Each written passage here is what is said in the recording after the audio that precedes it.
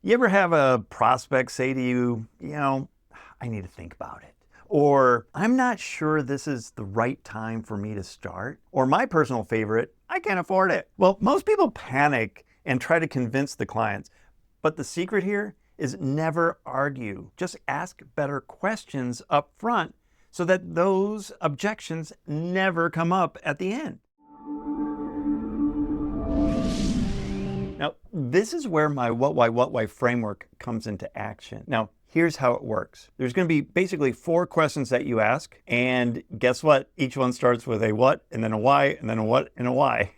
Pretty simple, right? Well, the first what is your goal? You want to get them to tell you where they want to be in the future and what their goal is. And you might say something like, what's the outcome that you want should we decide to work together? The second question, the why, is really important to get to the emotional reason why they want to reach that goal. So that's the question, right?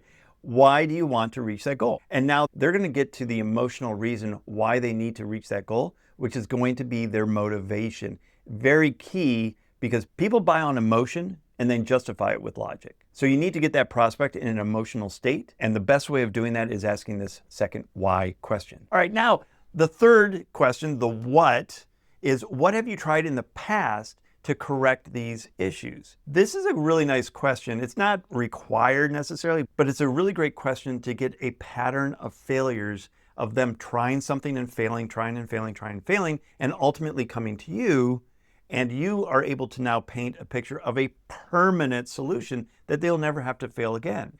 And as a bonus here, you can also get them to list out the investment in each one of these failed attempts so that you can now have a full dollar amount of what they've spent in the past, which will probably be so much larger than what your ultimate program is that will fix that problem for a lifetime. And the last why question is critical to create urgency so you don't get that, oh, let me think about it, or let me do this later type of response or objection. You want to ask, why is now the right time for you to make a change? And this question, they will now tell you why they need to do this now. And a great follow-up question to this is, well, why not in 6 months or 12 months? And that's going to further get them to tell you and justify why they said, oh, I need to do this now. They're going to start to tell you every reason why they need to do this now versus delaying it in the future.